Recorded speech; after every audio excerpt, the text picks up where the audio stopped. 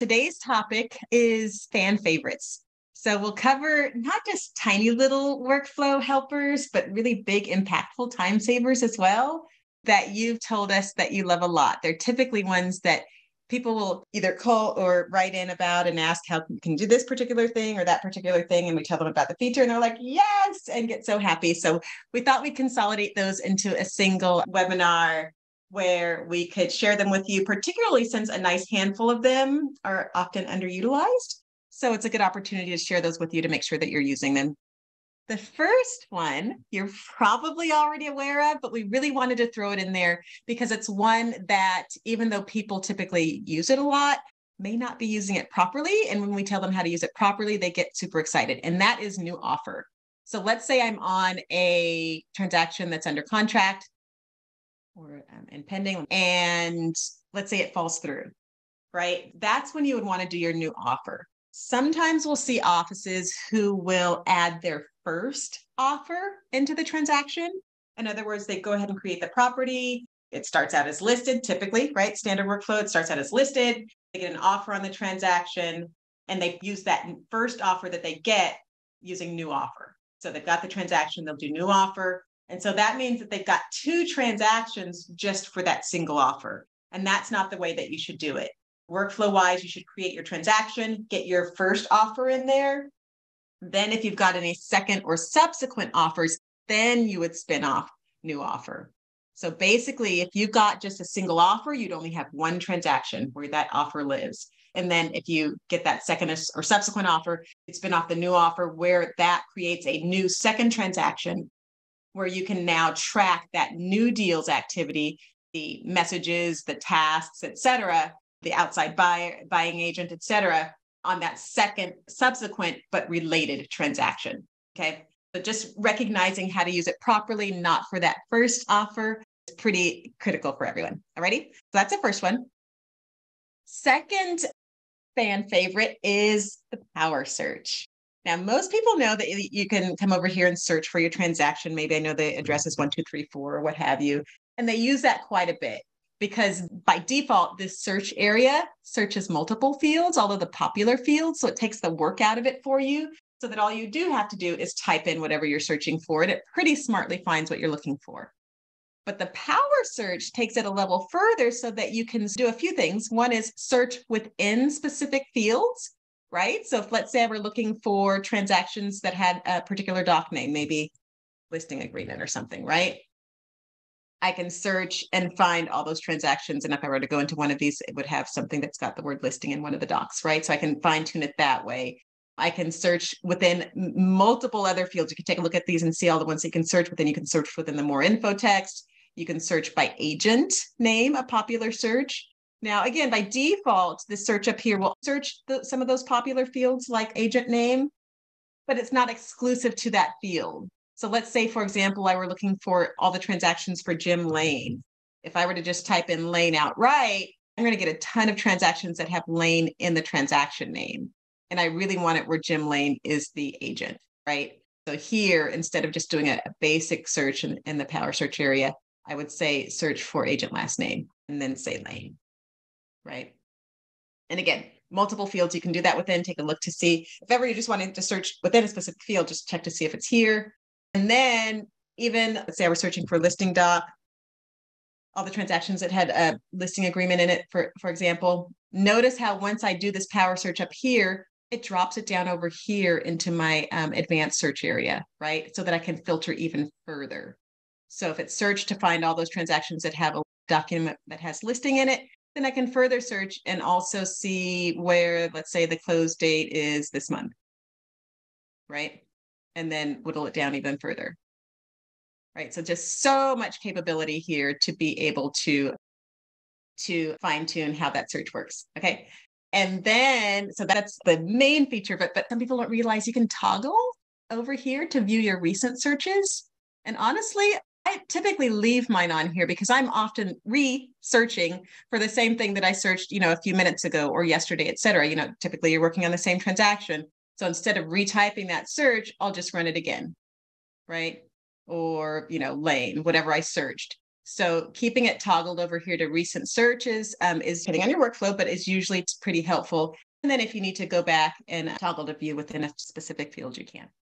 Alrighty? So huge, huge benefits there. Next, I'm going to talk about custom searches and sorts, right? I could have done a very elaborate search here. Maybe I did that listing agreement search again. And then let's say I did, closes this month and the status is still in pending or something, right? Whatever my specific search is, once I search it, I can add it as a custom shortcut. Another huge fan favorite. So if I add that as a shortcut, and it could be my list, listing whatever closing this month that are still pending or whatever, right? So whatever your search is, you can name it, give it a little icon. I've got my shortcuts already established over here, right? But tons of searches that you can save for yourself, anything that you run on a regular basis, right? Emails received today, closing this month, tasks where I'm at mentioned, whole other deal there, right?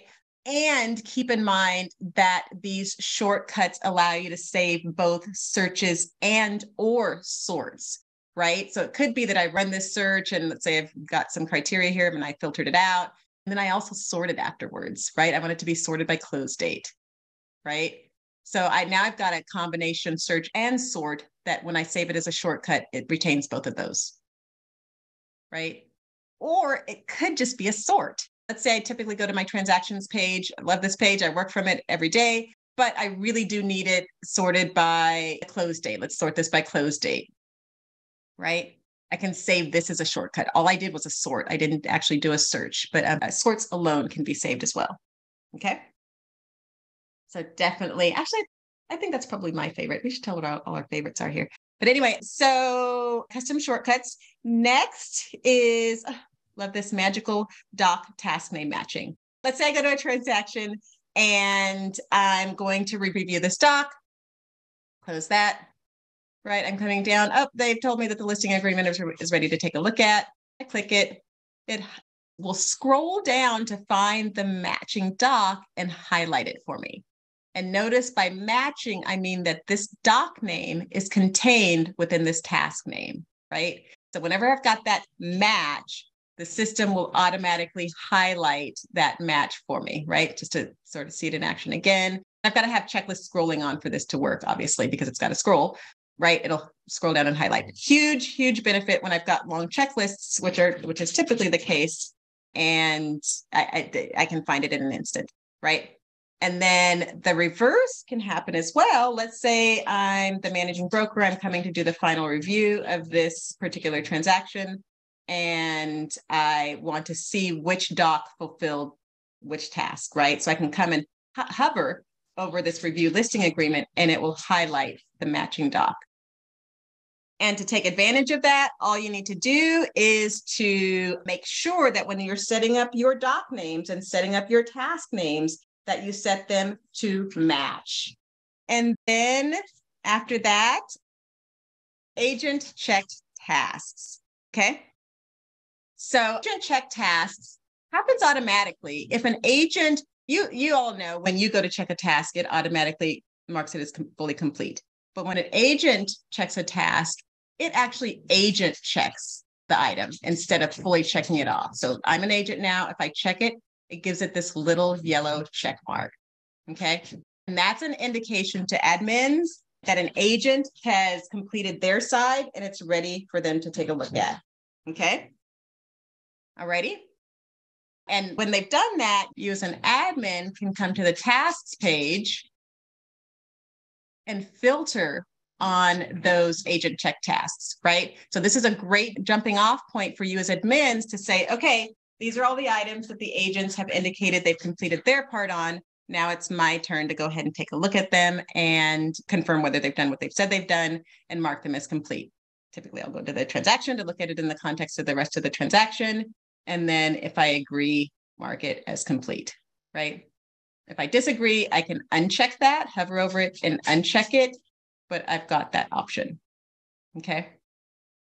In addition to agents being able to agent check their agent check tasks to indicate that they've completed their part, they can also mark it as NA, okay? And agents have this little cheat sheet here where they can see how to mark a task as NA, right? But basically, if they hold down their shift key and then click not applicable, they can mark it as NA, and it's got this nice little indicator that, it's marked as NA. Okay. Alrighty. So that's your indicator when you're running your agent checked filter to see that they are either agent checked or marked as NA. Okay.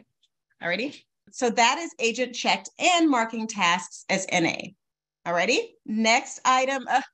Okay. I know these are all your fan favorites, but they're kind of our fan favorites also. So message templates, such a huge fan favorite, but also a staff favorite because they are just such massive time savers. So let me head over to a transaction here and just show the magic of them, particularly when they're coupled with autofill tags. So let me expand my note message area here. Basically, using message templates allows you to pre-fill, obviously, the information that you've typed, but also pull information from the transaction so that it's specific and custom and looks like you just typed it out and sent it all personal, right? So I've got some autofill tags in here within my message template, which you can grab from this list of autofill tags, or in my case, I'm using some advanced autofill tags that I can get by hopping over to my autofill tag help article that shows me how to use those. But again, basically you can see as I need to go to my other transaction.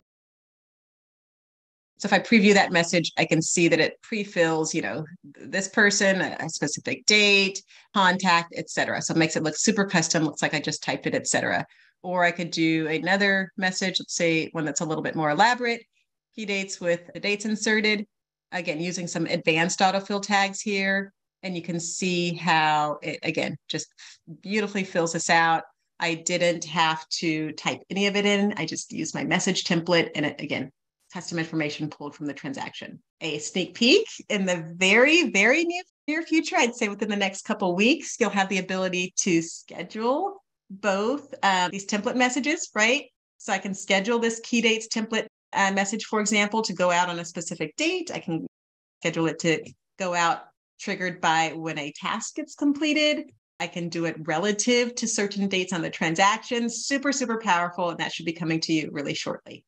You'll also have the ability to schedule messages when you're sending it from a transaction. So if I've queued up a message here, I don't have to add a recipient. I don't have to send it this very moment. I'll have the ability to schedule sending it at a later time or date. Ready? Okie dokie. So heads up there. Again, can't emphasize that how much the message templates will save you time and make you look good. So much so that one of our upcoming webinars will be exclusively focused on that. So we'll show you different types of examples like this, where you can just really rock your messages and send some very custom and elaborate messages that can help send your message out efficiently. So, and not just the particular data that's within there, but all the different tips and tricks that you can do to use the message templates. We'll probably do that after the auto scheduling is out. Okay. Last official thing is kind of related here, right? When I'm sending a message, I've got the ability to drag and drop contacts. So if I've got a contact here and I want to, let's say, share it with whoever I'm sending the message to, like that message earlier where I was sharing the inspector information with the buyer, I can drag the person down here, drag another person, I can drag outside agents if I've got any. I don't, but if I did, right? So basically, I almost never need to type my contact's information. I can drag and drop to share that information. You can see if I preview it, it formats it all nice and pretty, but basically huge, huge benefits to being able to drag and drop. The system overall is really drag and drop friendly. So I can also drag and drop tasks, right? If I want to share those. Notice it shares the rules, it shares the actual due dates. If there's any activity on it, it'll show what activity happened, right? The lead-based, checked by Kelly, blah, blah, blah. I can even drag and drop entire check, right? Really useful for obvious applications, but also when you're attaching or appending tasks to messages to have them appended automatically. Keep in mind the appending tasks only goes to internal people because external people don't have visibility into these. So if you ever wanted to force visibility, again, drag and drop it over into the message. Okay. Same deal, by the way, for dot comments. If you've got a dot comment, add some gibberish there, right? You can drag and drop dot comment to a message and share that as well. And it'll share all the details related to that dot comment. Again, nice and formatted if it actually had real data. Alrighty, so that's the last official, but I can't not throw in a couple of bonuses because, well, actually, first one's my fan favorites, and I get to say it since I'm talking, and honestly, I always include this one just because I use it literally constantly. And that is Control F to find. F as in Frank or F as in find. I'm constantly doing a control find to find something on the page. Maybe I'm looking for a key box authorization to actually do key box authorization on the task or whatever I'm looking for. Maybe I'm looking for, agent, whatever. I can find all those instances at a glance. And it just saves so much time, and particularly if you key commanded Control F instead of doing it wherever it is under the menu here, I can just find something in an instant instead of wasting time searching for it or whatever. So just can't overemphasize the benefit of control find to just keep you efficient and fast and finding things instead of frustrated because you don't know where something's at or what have you. Alrighty? Huge, huge, huge. A little bit biased.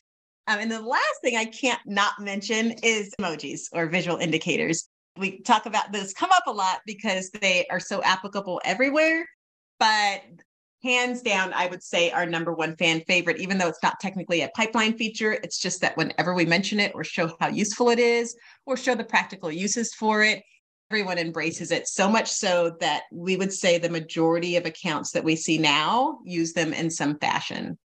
Also, such a fan favorite.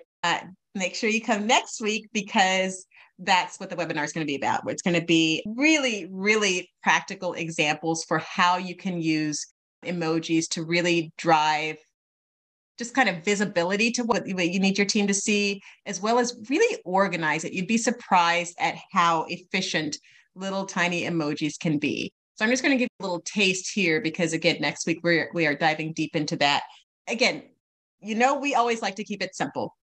So even though you're using emojis, it doesn't mean go crazy. Here's a good practical example of how, using these to number, draw attention to where you need the person to look, and really can't overemphasize that either, right? In addition to helping organize the data, it really draws your eye. It makes you almost want to read it, right? So that can't be overstated because it helps clarify your data. It helps bring your person to what they need to see and what they need to do. So again, a couple of examples here. Here's an example here, right? Drawing their attention, highlighting it. These have actual application, right? This is probably a categorization here. All of the blue squares belong to a particular, let's say, admin, or when they've reached a certain, I'm not going to call it a status because we've got our statuses, but reached a certain pinnacle or, whatever milestone, they could potentially add this check mark. And we'll go into this deeper, but basically, we're not trying to negate the different options that you've got here, for example, for statusing, but it gives you an additional level of categorization, right? An additional layer of that. So building on top of that gives you even more functionality to basically really streamline your process, make things clear for your team, etc. So make sure you come next week to see those. You won't be disappointed. Hollis has got some really, really great examples of those. Alrighty? So that's it for all of the different fan favorites that we encounter.